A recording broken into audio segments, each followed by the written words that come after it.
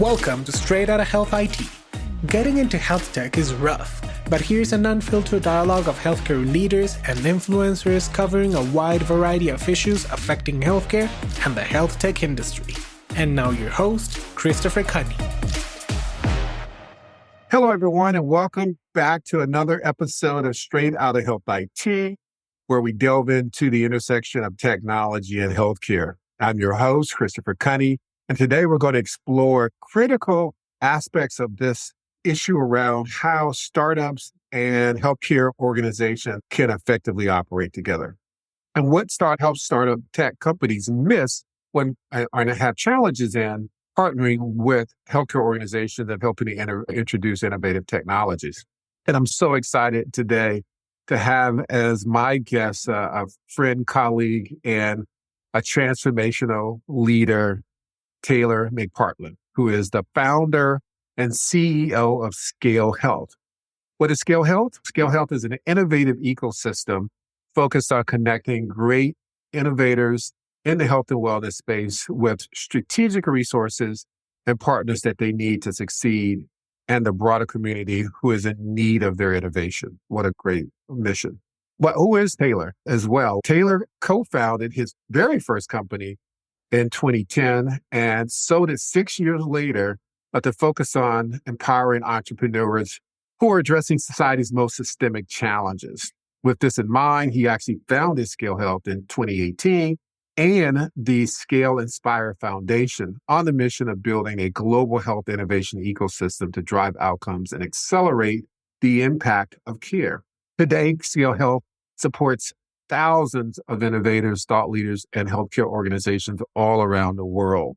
And again, I'm so excited to have as a guest and to hopefully impart some insights and perspective to those startups who are very interested in being a part of the healthcare ecosystem. And we'll hear some do's and don'ts and things that they can leverage to help them be more successful in this space. So first of all, thank you, Taylor, for taking time out of your busy schedule.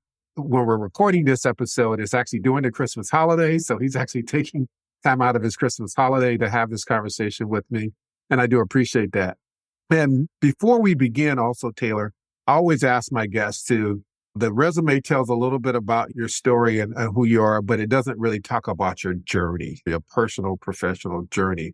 And so I really would love for you to spend just a couple of minutes sharing, again, who you are, your personal story, and what led you to really start this vision for ScaleHealth. Christopher, thank you so much for having me on. It's an honor to be a guest on the podcast, and it's always great to see you. And I'll talk to you on Christmas Day if you want to. It's always good to catch up. Thank you. My background is an interesting one. I'll have people comment to me pretty regularly if they look me up on Google or on LinkedIn, and they're saying, you bounced around a lot from a really small town kid to art degree in college to entertainment and crowdfunding, and then over to the health and healthcare world. Sure. But for me, yes, those are all on the surface very different industries and very siloed. But I think my passion and my strength is as a creator and is looking at big challenges and big problems and trying to think about who the right people are that we can bring together to solve that problem in a way that drives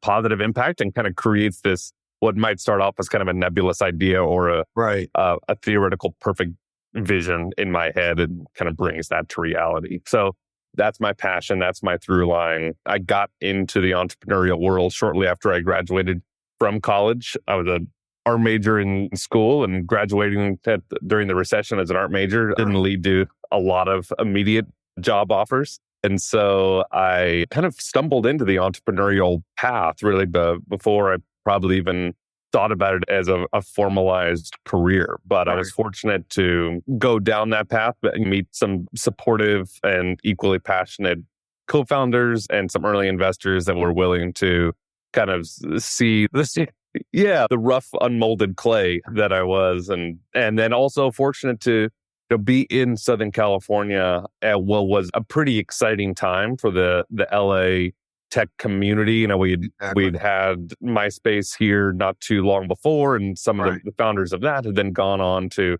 start other things. And so there was a lot of good young energy and excitement. And it was great. I think that, at that time, more the Bay Area, more seasoned, established startup ecosystems, I might Sure. not have been as successful because there were a lot of open doors and a Right. lot of people Absolutely. just talking. Yeah. And so I was fortunate enough to get a company up and off the ground and learn as I went along, learned a lot, and stepped away from that in 2016. And then kind of my journey going from a 20-something founder to then a 30-something founder. By the time I was starting to think about what had become ScaleHealth, I had met who now is my wife and started to kind of go through some personal growth and starting Sure. to think about what mark do I want to have on the world. And I really became very passionate about, although I didn't have a healthcare background, I became really passionate about these big challenges, as you said, the systemic challenges that affect each and every one of us every single day. And healthcare and our own personal health and wellness is really at the top of that list. Right. And And it certainly touches even everybody's lives as well. absolutely. Absolutely. And I thought, what can I do not having a medical background and certainly knowing there's a lot about this industry that I don't understand and that a lot of people don't understand? Like, what Sure. role can I play that can positively impact it? And so the thesis for Scale Health was to really say, well, let's get all of the right stakeholders around the table and let's get the outside the box innovators and let's get the investors and let's get the government and let's get the health systems and the community members and let's all start pulling on the same end of the rope. And if we can That's right. do that in a way, then if we can all sit around that table, Scale Health can be that table that the future of this industry can be built on. And we're not all siloed and we're not all using the same words, but all pulling in different Sure. directions. And bringing those diverse perspectives to the table as well, too. And to your point, I think that's what had been missing for so long is just bringing the different lenses to the table and their perspectives and finding ways to effectively collaborate because the mission at the end of the day is really the same for us all, right? We want to have long, healthy lifestyles. And if we have to engage the healthcare system, we want it to be clear and transparent and we want it affordable and we want to have the best care possible for the people that we love. And we want to understand the options that are available to us as well. I did want to comment though, you mentioned your journey from being an art major now into being a tech entrepreneur. Interesting enough, I'm almost in the reverse, quite honestly. All my career for the most part has been on the technology side. But now I'm venturing into the art side. So I've always been passionate about art. I've always painted and drawn and I've played saxophone. So I've got that right and left brain function thing as well, too. So I'm actually launching my whole art business as well, too. All my artwork that I've been doing since love it. Since the pandemic as well, too. It's on its way. Stay tuned, audience. I'll be launching my digital art gallery soon to show that side of me as well, too. So I've been a little reluctant to that. So I'd love to share some of my work with you and get your perspective on it as well. But that's not what we're talking about today. We could talk about that all day long. And also, Absolutely. we got to talk about the sax also. I played alto for quite a few years. Wow. Oh, man. Yeah, we do have a lot of talk to talk about. I played saxophone from sixth grade in high school. I was sixth grade in elementary through college as well, too. So beautiful. Every now and then I pull it out and see if I still have some chops. But again, that's not what we're here for today. Another topic for another day. I do want to pick your brain because to your point, ScaleHealth has been extremely successful. I've watched its growth and its impact on the market. And I applaud you and your team for your success there. And you've had the opportunity to interact with a wide variety of players in this space, both startups and health systems, academic institutions, government agencies, as you said.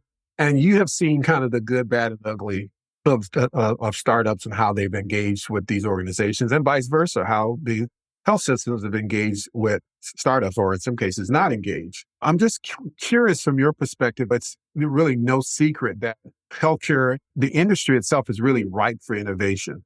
And it's nice to have people from the outside bring that lens to the table because we can look at things out of the box. And I think to some degree, the industry is eager to explore these cutting edge solutions, but also a little reluctant and apprehensive about investing in some as well.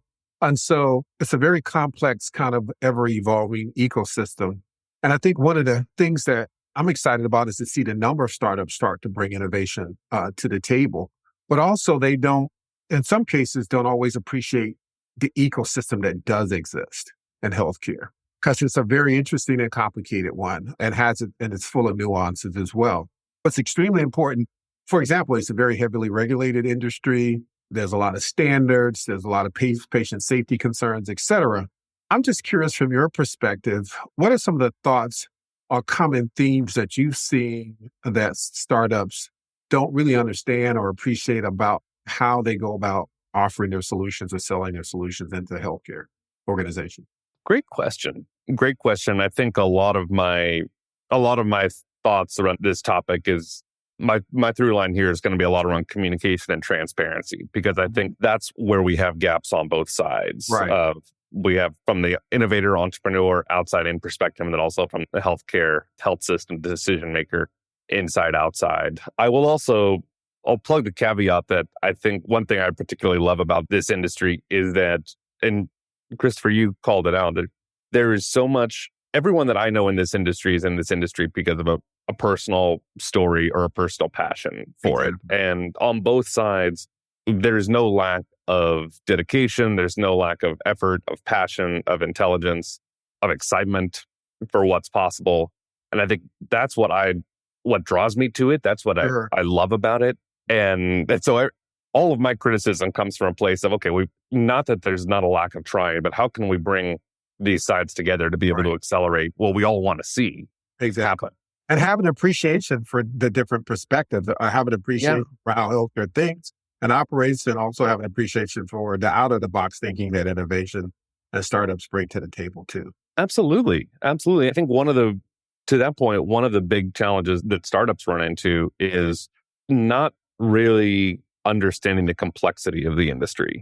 Understanding in theory, knowing that the healthcare industry is huge, and hospitals or health systems can, in many cases, are huge bureaucratic entities, but really kind of drilling into the minutia and trying to think, okay, if I'm a startup, I'm just going to bang on the front door of the CEO of the health system until they hear my pitch. And a lot of times that CEO might not, while they have the title of decision maker, might not be the one to have the information to know what's right or wrong.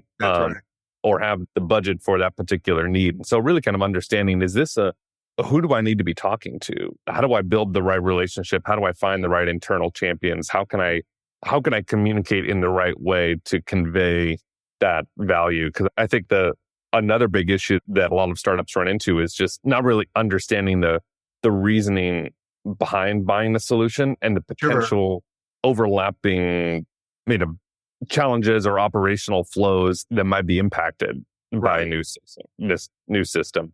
We talk to startups all the time at ScaleHealth who have a really good idea and a really good product that is in many cases on its own objectively better than the status quo that might already be being used. And maybe they're able to cut X process from 30 minutes down to 15 minutes and save a certain amount of money per month or per year. But is that delta enough and to change? Yeah, to make that change. And what are the impacts of that from a training standpoint, from a workflow standpoint, and being able for a startup to really be able to think through all of those hesitations or blocks and think about, okay, how can I create my product so that maybe it can fit in more seamlessly? We pilot it more quickly. Can we do it in such a way that it doesn't require a physician of 50 years to totally change how they've been doing something? That's a big challenge. No, it is. And I share a lot of times with startups and even existing technology companies is you have to understand and appreciate the impact of the error rate on your technology. Yeah. What's the impact when your technology fails? And are you prepared to own and take on that responsibility? Because these technologies that you're now asking clinicians to use these technologies to save people's lives.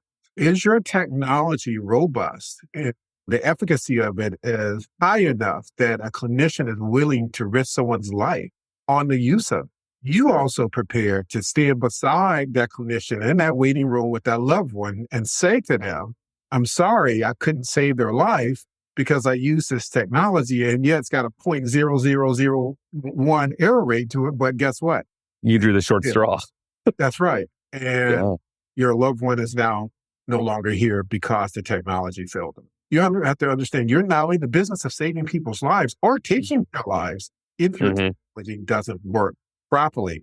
And that's probably the biggest apprehension that most clinicians in particular will have about switching from technology, even going from a manual process to an electronic process. When I walk into a patient's room and I write something on a chart, I can come back an hour later and what I wrote was still there. Now, it may not be, may not be the most accurate condition that patient is in an hour later, but it is what I wrote an hour before. Not always comfortable that if I enter something into this black box, that I can come back an hour later and get access to it, or if it's exactly what I put in before. And you have to ensure that whatever the technology you're bringing to bear, that it has a higher level of efficacy than what they're currently doing today, whether it's a manual process or some sort of existing technology that they've accepted the error rate around, or they're comfortable with the fact that it has a high level of efficacy as well. And also, I mean, that dealing with patients' lives is obviously like the pinnacle of what we're all trying to do. But even one or two steps below that, we know the turbulence from all the budgetary turbulence and the cutbacks in this industry. Am I, as a mid-level decision maker at a health system, why should I put my job online? Yeah, right. Absolutely. Yeah. Bad for this technology. If it doesn't meet the ROI you said it will, what's the impact to my livelihood as well? And then there's the technical aspects of it as well, too. I mean, one of the big challenges you have in healthcare, obviously, again, it's a very heavily regulated organization. We have all these issues around interoperability and data sharing being a significant barrier around that. What are some of the other things from your perspective that startups may not always appreciate or fully understand in terms of the reluctance around adoption? I think it's kind of building off of the last question and just thinking about what is the true incentive for this person or for this decision maker? Are they specifically in health systems where the margins are so thin? That's right. Maybe it's a rural system, a smaller system. Is there incentive to try to keep patients coming in their door? Is there incentive to make money, save money, obviously save lives and improve the quality of care? Like, what really is that bottom line? What are they? I know in the past we've talked about football. Like, what is that? What can they spike the football on with your technology and say, hey, that was good. That was what we wanted to see. I talked to one rural health system decision maker that said, I'm eager to explore a partnership with a startup that will drive revenue into our health system that won't add any burden or time to our providers and our physicians. If a startup can be in those crosshairs, let's have a conversation. But it's a lot of that transparency. Is like the startup also needs to know that's what the goal is. Yeah, absolutely. And I think sometimes startups are bringing solutions to bear that healthcare systems don't see as immediate problems. And I think, that it may solve a problem, but is it an immediate pain point for that organization? And will it have a direct ROI, whether it's improving patient outcomes, reducing operational costs, and improving more efficiencies, addressing clinician burnout and satisfaction, improving patient engagement, all the kind of burning platforms that exist today. If it's not, and by the way, it's not going to create more cognitive overload for my clinicians to use it as well, too. And there lies the challenge and the opportunity, I think, for a lot of startups and I'd say emerging technology companies as well, too, because I think there's existing companies who've been around forever that still struggle with this in healthcare, too, that are trying to hitch their wagon to this ecosystem. I think also one of the things that many startups and again, emerging tech companies struggle with is understanding the sales life cycle, right? In healthcare. You're not going to come in many cases and sell a solution in the first 3 to 4 weeks or months or whatever. The sales cycle in healthcare can be long and arduous. Requires a lot of relationship building and credibility building and commitment to, are you really committed to this industry or are you here just to make a buck? I always used to tell companies I advise that healthcare leaders can sniff out someone who's not really committed to the mission of healthcare. And once they do, they'll put that vendor kryptonite up and you won't get any business. And so you have to truly be committed to the mission of healthcare and you have to be committed to the time it takes to build the relationships and credibility around that. So I'd just be curious your perspective on that as well. I think you're spot on. I've really begun to appreciate this, I think, over the last 6 to 12 months, just the level of relationship and trust and the human trust that's required to go in, not even talking about the policies and compliance, requirements, but just that person to person trust. I've talked to a number of, been in the room with decision makers who will be having a conversation and we'll say, "Oh, do you know Christopher Kunney?" "Oh, I do too." And then they fire off a text right there and say, "Hey, what do you think about this Taylor guy?" And from an innovator standpoint, what's Christopher going to say about me? And if he says, "I'm not a big fan," right.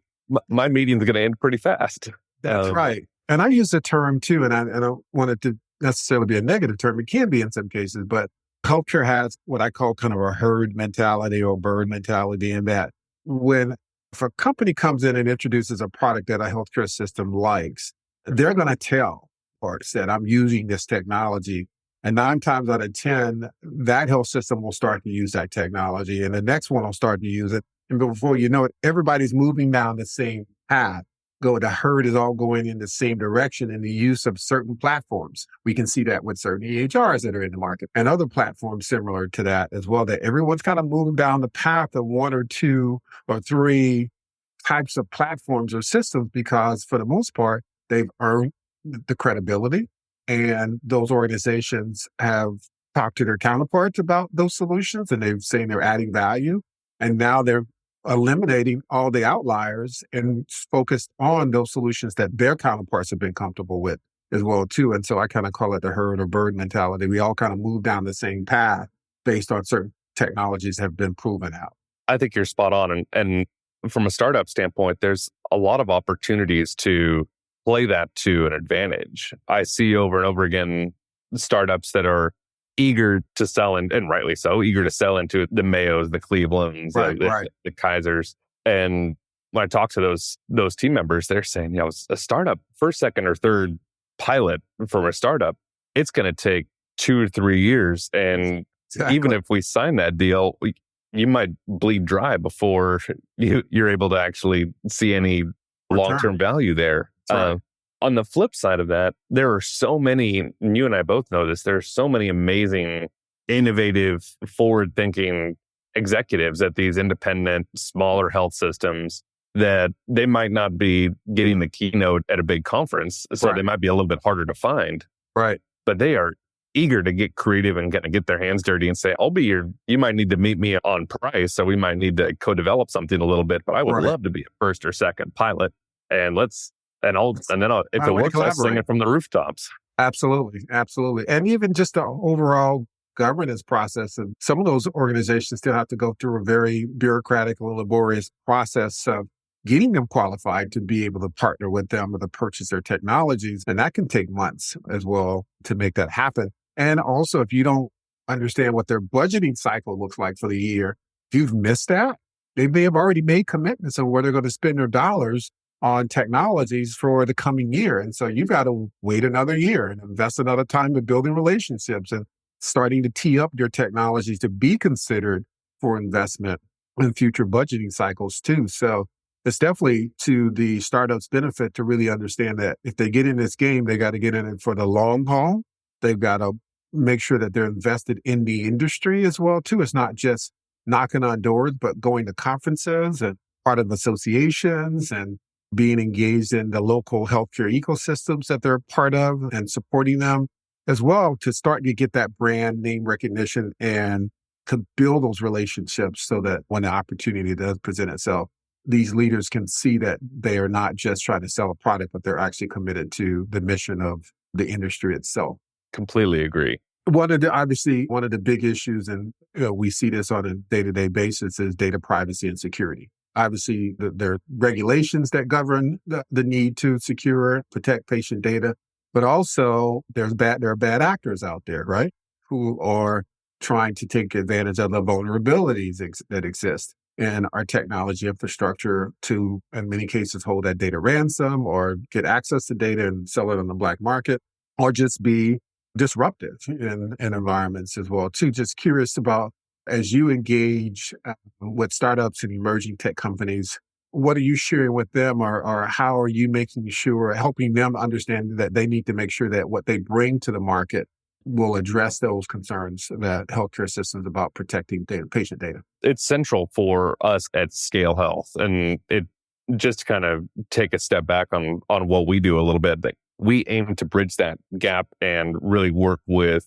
health systems to understand which solutions out there best meet their needs. And so we often will sit down ahead of time when we're working with a new health system partner and really understand beyond the table stakes, what is their security standards and their requirements? What's their procurement process look like? How buttoned up, like what is a must have and what is a nice to have and what is a need to have, and from a policy, procedures, regulatory standpoint. And we do constant assessing and we work with thousands of startups all around the world. We do constant assessing of those startups on those standards. And so we'll talk to them ahead of time, either proactively, if maybe there's a startup that we feel like is a really strong fit or a really good opportunity. We'll go to them and say, your information security is out of whack where it needs to be. We think you could be a great fit for this health system because apart from this one metric, you're fantastic, but we can't make that intro because it's going to be an immediate no, you're too risky. We'll get in the middle there and try to smooth that out. Or conversely, we do a lot of educating of startups because a lot of the times it is such and rightfully so, it is such a complex process, the security side of things, that we try to get in front of that with startups and say, okay, here's what you need to have right out of the gate. It's not that expensive. Once you understand it, it's not that complicated, but you need to have your house in order a little bit before you can start having conversations. And then there's a lot, they start to bring in more revenue or raise more money. Here's where you need to be investing B, C, and D. But step one, you need to have this documentation lined out and share it with us. We'll review it. We'll give it our stamp of approval, or we'll give it our feedback. And then we'll be in a much better position to say, are you X health system in Kentucky, you should talk to the startup. They're ready to go. And also understanding that there's a litigious nature to this as well. They're going to be accountable as well. Just that healthcare provider, if there was a security breach and you were seen as a business or positioned as a business associate, and that breach occurred because of weaknesses and gaps in your technology infrastructure as well too. So it's not only just checking that box to meet the healthcare systems demand, but federal requirements also are going to mandate that you meet these security requirements as well too, and you can be held accountable and penalized if there are willful neglect or negligence there as well. I'm just curious too around this concept of going direct with your product and white labeling as well too. I think one of the challenges that the startups have is the credibility piece, right? Who you are, I've never heard of you before, and I'm not comfortable maybe investing in your technology because I'm not sure if you're going to be around 3 or 4 or 5 years from now. And so is there any value in considering white labeling your technology and letting a much larger, much more stable entity who has credibility, say in the marketplace, use your technology under their brand to start establishing yourself as a viable player? I think the risk of a startup going out of business in the middle of or immediately after contracting or middle of an implementation, that's a huge risk. That's probably the number one risk that we hear, even more so than security. Is this startup are they going to capture my heart and then I'm going to put, like you said, I'm going to put my neck out there to implement them. And then what happens if they go, and what if I don't get enough lead time? What if I only find out a week or so ahead? And now I'm scrambling to just try to cobble a process together when there's jobs and lives at stake. And so I think that anything, first off, we do at ScaleHealth, we do run a very similar process to de-risk startup solutions from a financial traction standpoint, similar to what we do on the regulatory and compliance and security side. So we do our best to be able to say this company is scoring a 95 out of 100. They're going to be around. They've got great revenue. They've raised a lot of money. They're a safe bet. But I think anything to further mitigate that risk is worth exploring, especially for a startup that might be in talks with a Mayo that could take 3 or 4 years, but they only have that 1 year runway. What can they do to make sure that they're going to be around long enough in some form or fashion to get that flywheel to turn? Because once it gets turning, it's almost as hard to slow it down as it is to get it That's moving right. in the first place. And then the other issue there's, then can you scale? Let's say you've gotten that proof of concept going and now they want to roll this out to all 50 of the hospitals across the country. Now, Yeah. are you prepared to now scale and be able to provide that technology to the entire ecosystem as well? Absolutely. Nearing the end of the conversation, I knew it would go quick, as it always does, and especially with great guests like you. I did want to kind of flip the script a little bit in terms of what is ScaleHealth doing to really educate healthcare systems on the value of partnering with innovative companies as well? Because again, we talked earlier, some of them are reluctant to wanting to make this type of investment. What would you tell health system that is struggling in a specific area? Maybe you have a case study or two you can share some examples of, but they were reluctant or have been reluctant to invest in innovation. Just what's your elevator pitch around that?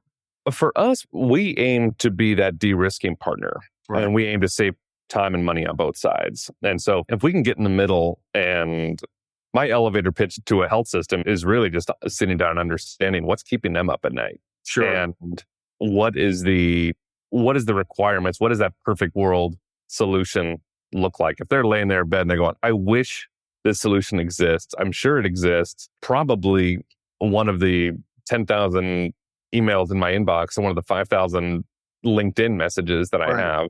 No one on my team has 10 minutes to talk to each one of these vendors, but I know one of them is right.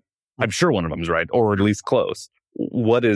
How can I find the signal in the noise there? Right. How can I take that 15,000 inbound leads and narrow it down to the 5 or the 10 that are really worth my time, Sure. that are best, not necessarily the best, because I might not be able to afford the best, Right. but the best for Best value. my unique needs. Right. Yeah. And Right. maybe I'm an independent system. I've got English as a second language, dual eligible communities.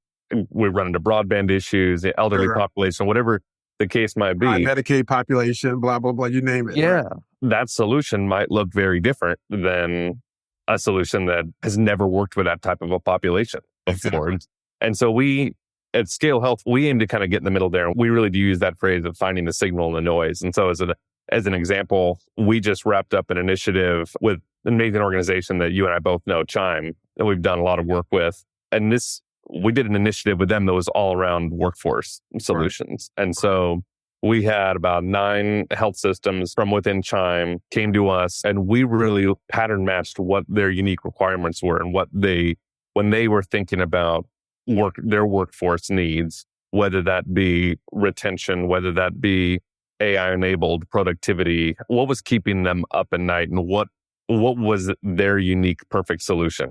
And then we boiled all of that through our platform. We boiled all of that down to a series of assessments that we then ran a bunch of startups through, and then we ranked them all. We delivered that report back to Chime, and we had a number of finalists that were brought out and were able to meet some members of the Chime community. And really, we were able to say, we're not picking winners and losers. We're trying to, what matches are really worth a follow-up conversation for you right now. And we do that quite a bit. We work very closely with large and small systems and plans across the country. And our whole hope is that we can de-risk and destigmatize that concept of innovation. So it's not necessarily like I have to work with the organization that everyone else works with, even though it might break my bank. At the same time, I don't want to work with the 2 people in a garage startup that might cost me my job.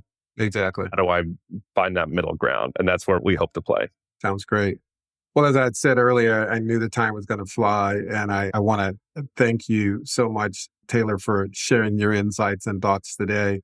As I wrap this conversation up, that marriage of technology and healthcare is really a very promising frontier, but it does require some, nuances in how we understand both tech startups and health systems and how they can play and interplay together effectively. There's all sorts of issues that each have to deal with, whether it's compliance or interoperability or long sales cycles or credibility building and relationship building to just educating and collaborating. No, these challenges are adjustable. That's the beauty about it, and working with companies like ScaleHealth to help them navigate that, I think is a right approach. So I commend you on the vision that you had to start this organization and the work that you're doing to bring us all together. So if someone was interested in learning more about ScaleHealth and what you guys do, or plugging into that ecosystem, I'm a startup, emerging tech company, or I'm a health system that's wanting to innovate, how would they reach out to you guys? The easiest way would be scalehealth.com. And we're a free ecosystem for innovators and thought leaders and health organizations to start getting involved and getting engaged. And I would definitely ask anyone listening to join us there and kind of see more about what we do. Also, I'm always available on LinkedIn, and my email is just taylor@scalehealth.com. And so happy to chat further if anyone has any questions. And I hope you guys heard a very important word he used in there, and that was a free ecosystem. Thank you. Right? As you startups are trying to manage your budgets and health systems that have limited resources, understand that this is a place where you can get plugged in without a huge amount of investment other than time and commitment to find the right types of relationships going forward. So again, thank you, Taylor, for taking time out your schedule to chat with me and my listeners. It's a wrap. Stay tuned for more conversations at the intersection of technology and healthcare. Thank you again for continuing to listen. Let's make this particular episode go viral. So please share it with friends, family, and loved ones, and even those folks you're not too crazy about. They can learn from this as well. Take care. God bless, and I'll see you on the other side. Thank you very much. Thank you. Thank you so much for listening to Straight Outta Health IT. We hope you enjoyed today's guest. For more unfiltered dialogue of healthcare leaders and influencers, be sure to tune in next week. For the show notes, transcripts, and resources, please visit Apple Podcasts, Spotify, or your favorite streaming platform. We invite you to give us feedback by reaching out to Christopher Kunney on LinkedIn, just searching for Straight Outta Health IT, and you'll find us. We are constantly having live discussions about diverse topics in the industry.